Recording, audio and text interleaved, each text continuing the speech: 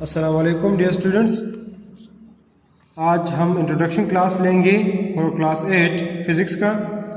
और इस introduction class में मैं आपको ये भी क्लियर करूँगा कि हमने चैप्टर्स कितने कवर करने हैं मिड टर्म में। हमने मिड टर्म में 2 चैप्टर्स कवर करने हैं। एक है फिज़िकल क्वांटिटीज़ एंड मेजरमेंट और दूसरा चैप्टर है काइनेमेटिक्स।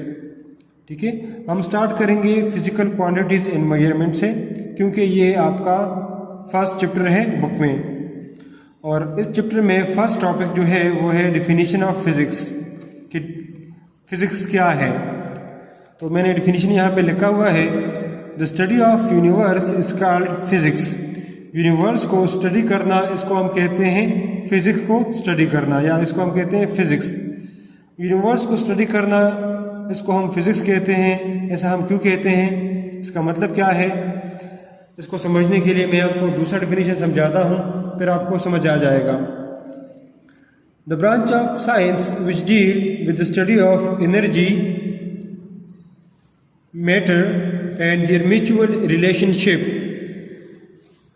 इसका मतलब ये है कि फिज़िक्स साइंस का वो ब्रांच है जिसमें हम मैटर को स्टडी करते हैं, एनर्जी को स्टडी करते हैं, और इन दोनों के दरमियान क्या रिलेशन है, मैटर और एनर्जी के दरमियान क्या रिलेशन है, हमने ये स्टडी करना है।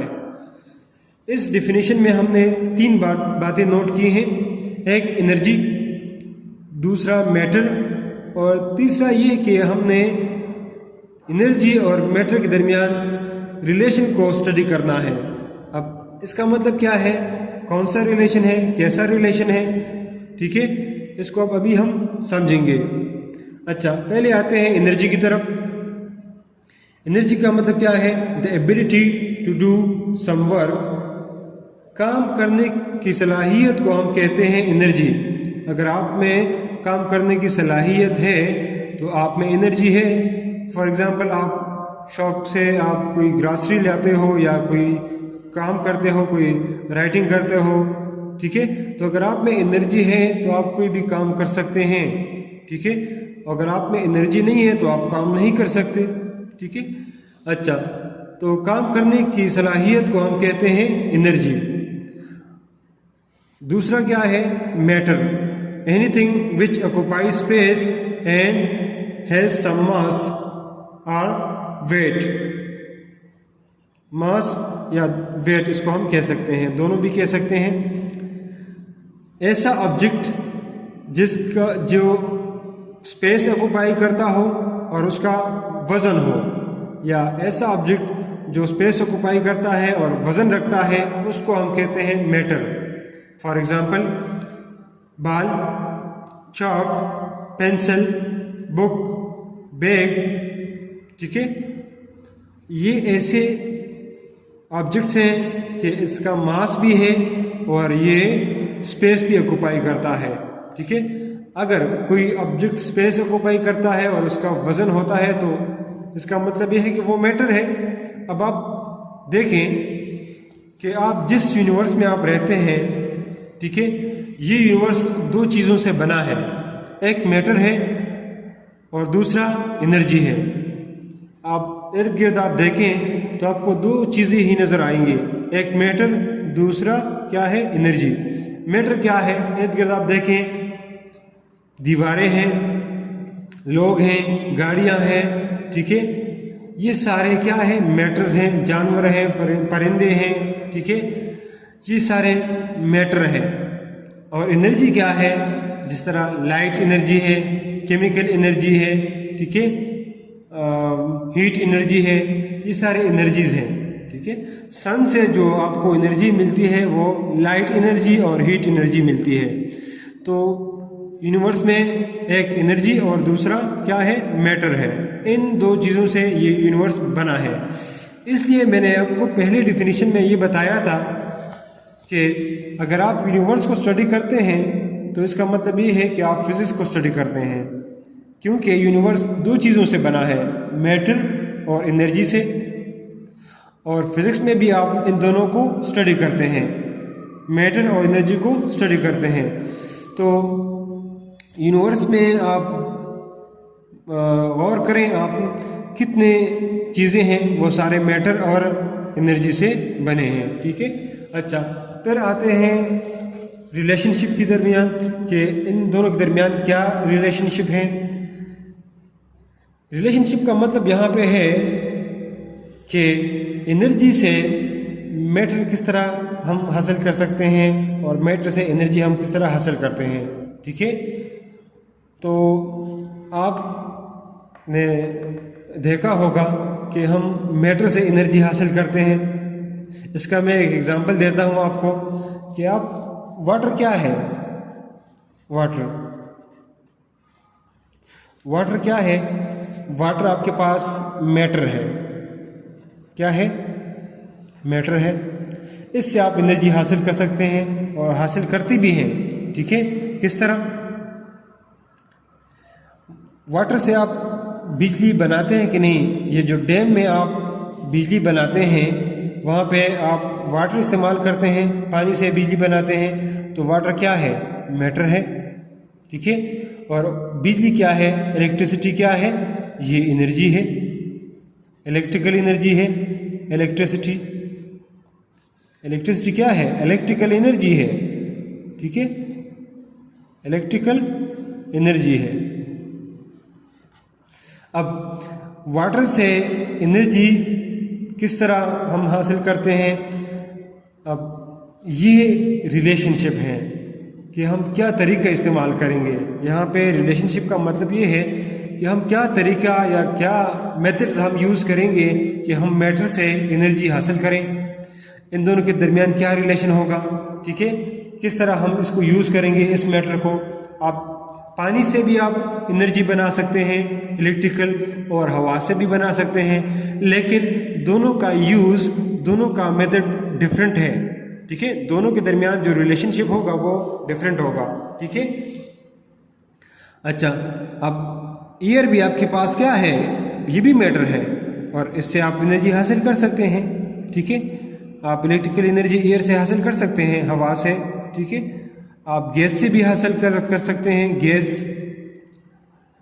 जो हमारे मुल्क में है थर्मल पावर प्लांट, जिसमें गैस को इस्तेमाल किया जाता है बिजली बनाने के लिए।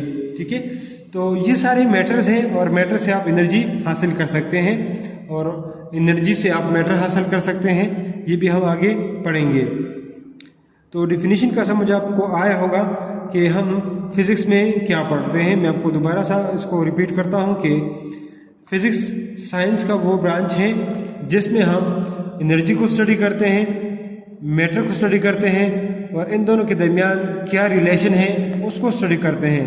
रिलेशन का मतलब क्या है कि हम मैटर से एनर्जी किस तरह हासिल कर सकते हैं और एनर्जी से मैटर किस तरह हासिल कर सकते हैं। इसका मतलब है रिलेशनशिप। ठीक है, अच्छा अब आते हैं ब्रांचेस की तरफ। ठीक है, ब्रांचेस की तरफ फिजिक्स में आपने ये देखा है कि काफ़ी सारे ब्रांचेस हैं। इसमें मैकेनिक्स हैं, हीट एंड थर्मोडायनेमिक्स हैं, ऑसिलेशन एंड वेव्स हैं, ये बहुत सारे हैं। आपके जहन में ये क्वेश्चन तो आया होगा कि हम फिज़िक्स को इतने सारे ब्रांचेस में क्यों डिवाइड करते हैं। ठीक है, फिज़िक्स एक बहुत वसी सब्जेक्ट है। ठीक है, और इसको समझने के लिए ये ज़रूरी है कि हम इसको पार्ट्स में या हिस्सों में या ब्रांचेस में डिवाइड करें। अगर हम ऐसा करेंगे तो हमको फिज़िक्स को समझने के लिए आसानी होगी। ठीक है, और इसी बिना पे फिज़िक्स को ब्रांचेस में डिवाइड किया गया है। अब पहला ब्रांच है मैकेनिक्स। ठीक है, फिर है हीट एंड थर्मोडायनेमिक्स। तो मैकेनिक्स में हम अलग चीज़ों को डिस्कस करते हैं और स्टडी करते हैं। हीट एंड थर्मोडायनेमिक्स में हम अलग चीज़ों को डिस्कस करते हैं और समझते हैं। ठीक है, तो इसलिए हमने फिज़िक्स को डिवाइड किया है ब्रांचेस में, क्योंकि सारा फिज़िक्स आप एक ही ब्रांच में नहीं समझ सकते। ठीक है, क्योंकि ये बहुत वसी सब्जेक्ट हैं। ठीक है, अच्छा और ब्रांचेस को हम पढ़ेंगे लेकिन इससे पहले जो टॉपिक्स हैं आपके बुक में हम उसको थोड़ा सा रीड करते हैं और इसमें जो बातें हैं वो हम आपको क्लियर करेंगे। दूसरा जो इसमें हमने यहाँ पे लिखा है, जो टॉपिक लिखा है मैथमेटिक्स, और यहाँ पे लिखा है लैंग्वेज ऑफ फिज़िक्स। ये बहुत इम्पोर्टेंट है कि मैथमेटिक्स फिज़िक्स में यूज़ होता है। ये क्यों यूज़ होता है? अक्सर बच्चे ये क्वेश्चन करते हैं कि हमने फिज़िक्स में मैथ्स क्यों पढ़ते हैं। तो मैथ्स जो है ना, ये लैंग्वेज है फिज़िक्स का, ठीक है। फिज़िक्स को समझने के लिए हम मैथ्स का सहारा लेते हैं। अगर आप मैथ्स नहीं पढ़ेंगे फिज़िक्स में तो आप फिज़िक्स के कंसेप्ट्स को अच्छी तरह नहीं समझ सकेंगे फिर इसको, ठीक है। तो इसका मैं एक एग्जांपल देता हूँ। आप फिज़िक्स में पढ़ेंगे स्पीड, ये एक टॉपिक है। ये एग्जांपल मैं मैथमेटिक्स पे दे रहा हूँ कि हम फिज़िक्स में मैथ्स क्यों पढ़ते हैं, ठीक है। तो इसको समझने के लिए मैं आपको ये बता रहा हूँ कि स्पीड हम पढ़ते हैं फिज़िक्स में, और स्पीड का डिफिनीशन है the rate of change of distance.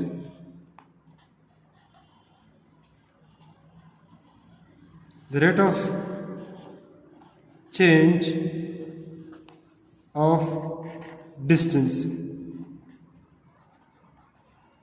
ठीक है। अब इसका मतलब ये है कि टाइम के साथ आप डिस्टेंस को कवर करते हैं। टाइम के लिहाज से आप जितना डिस्टेंस कवर करते हैं उसको हम कहते हैं स्पीड। ये क्या है? ये स्टेटमेंट है, ये इसका डिफिनीशन है।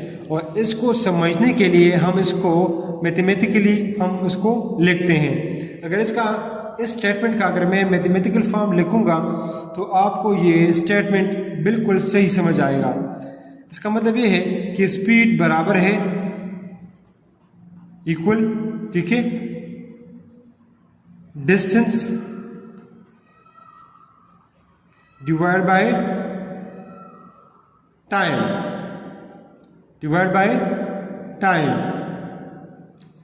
अब डिस्टेंस को हम डिनोट करते हैं एस से, और टाइम को हम डिनोट करते हैं टी से, और स्पीड को हम डिनोट करते हैं वी से। जब आप डिस्टेंस को डिवाइड करते हैं टाइम पे तो आपके पास क्या बनेगा? स्पीड बनेगा। अब आपको पता चल गया है कि ये क्या है, डिस्टेंस है, और ये टाइम है, और ये स्पीड है। या स्पीड हमें हासिल होता है जब हम डिस्टेंस को डिवाइड करते हैं टाइम से, या हम जितना हम डिस्टेंस कवर करते हैं और जितना हम टाइम नोट करते हैं या टाइम लेते हैं उसको डिवाइड करें तो आपके पास क्या बन जाएगा? स्पीड बन जाएगा। अब ये इसका मैथमेटिकल फॉर्म है। इस मैथमेटिकल फॉर्म से आपको पता चल गया है कि ये स्पीड किन दो चीज़ों से बना है और इसको हम कैसे हासिल करते हैं या कैसे इसको हम कैलकुलेट कर सकते हैं। तो उसके लिए हम मैथमेटिकल फॉर्म या मैथमेटिकल फार्मूला यूज़ करते हैं ताकि आपको स्पीड या किसी टॉपिक का सही समझ आ जाए, और उसको कैलकुलेट करने के लिए ये ज़रूरी है, ठीक है। अब अगर आपके पास डिस्टेंस 10 मीटर है, ठीक है, और आप टाइम 5 सेकेंड्स लेते हैं तो इसको डिवाइड करो, 5 डिवाइड बाय 2 मीटर पर सेकेंड, ये आपका स्पीड है। अब ये क्या है? ये मैथमेटिकल इक्वेशंस है, मैथमेटिकल कैलकुलेशन है। इससे आपको पता चलता है कि हम कितना स्पीड के साथ हम जा रहे हैं या एक बॉडी का स्पीड कितना है। तो ये जो स्टेटमेंट मैंने लिखा है इसको समझने के लिए, इसको कैलकुलेट करने के लिए हम मैथमेटिक्स यूज़ करते हैं, ठीक है। तो इसको इसलिए कहा जाता है फिज़िक्स में कि mathematics the language of physics.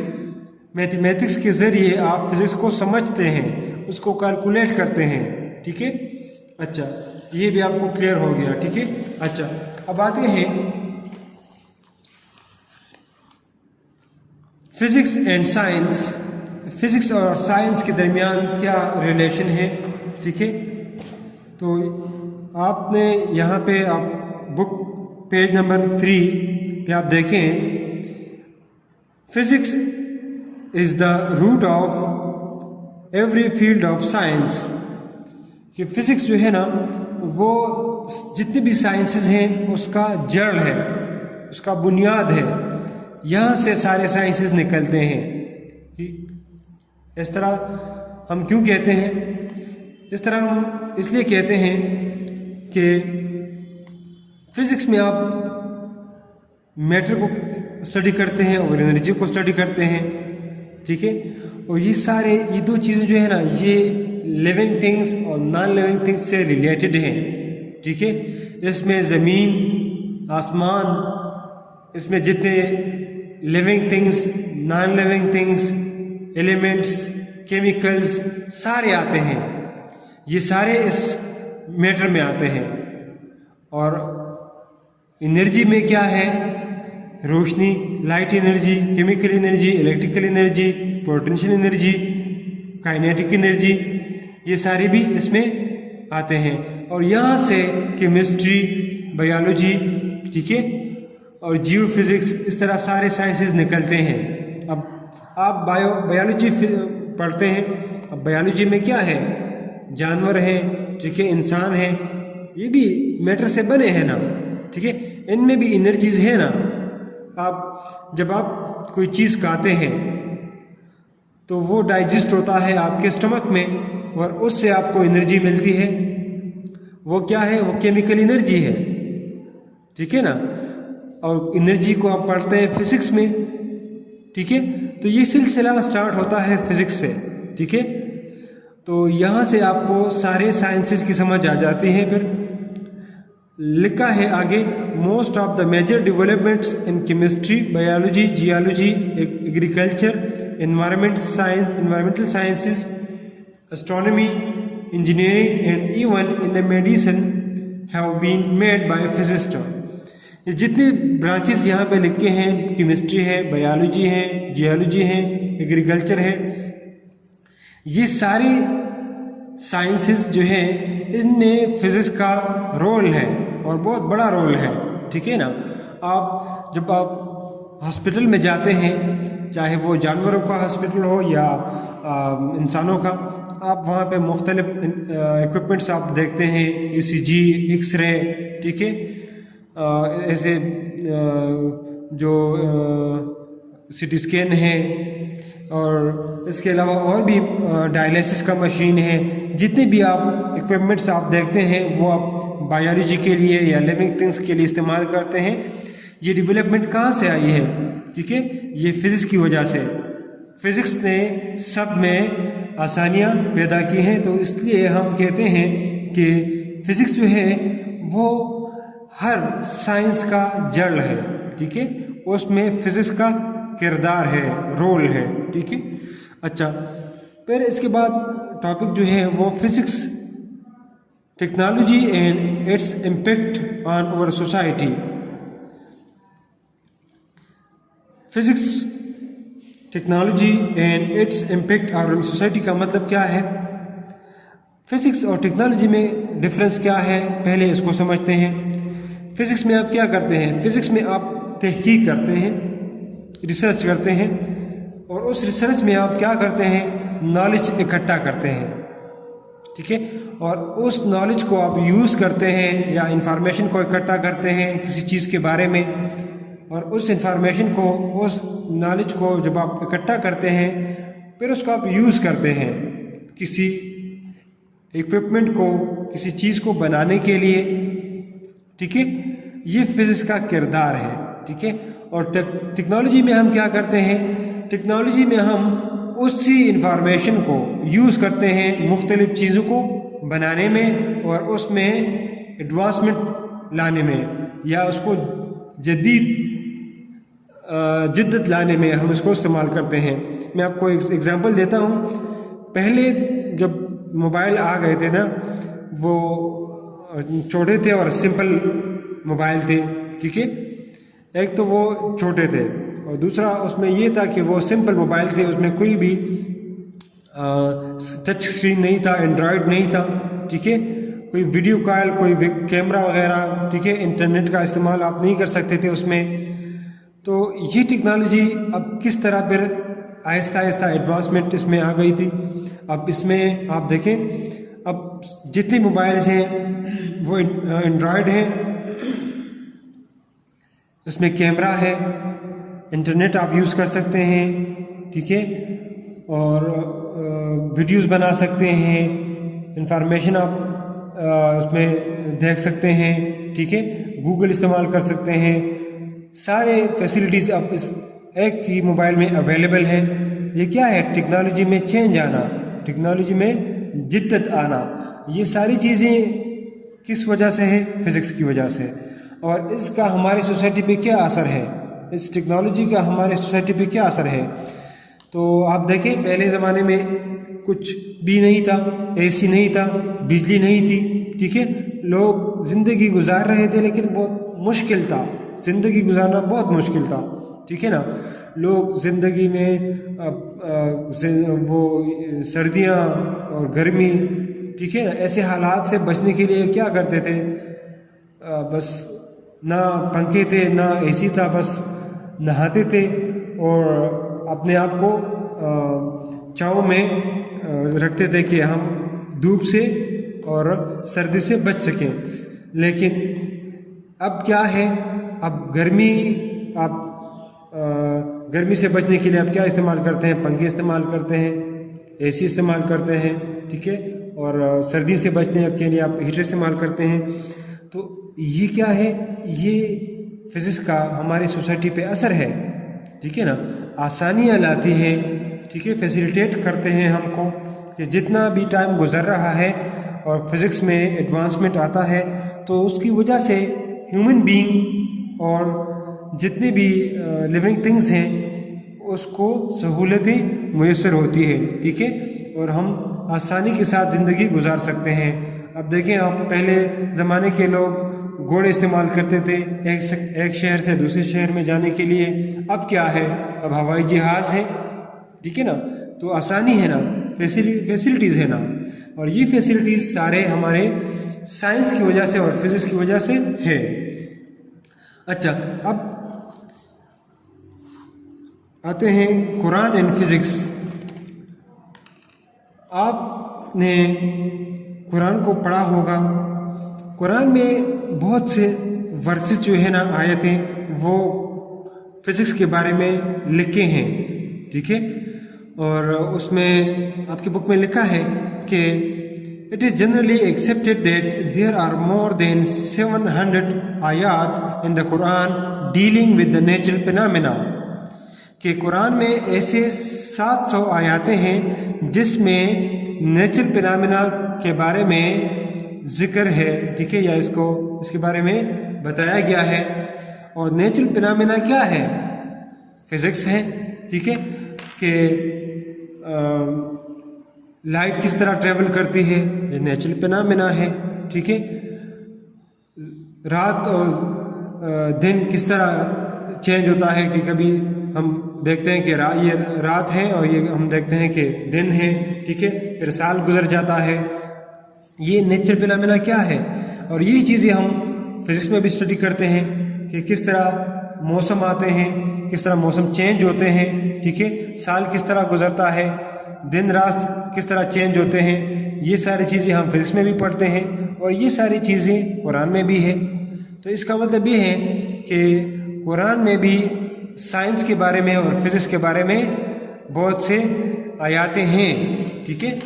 और इसको हम अगले, ये कुछ वर्सेस आपके बुक में हैं पेज नंबर 4 पे, और ये वर्सेस हम अगले क्लास में हम इसको कवर करेंगे, ठीक है। यहाँ तक आपने ये वीडियो आपने पूरी देखनी है और इसको समझना है। कहीं पर भी आपको कोई क्वेश्चन है तो हम उसको क्लियर करेंगे। Thank you.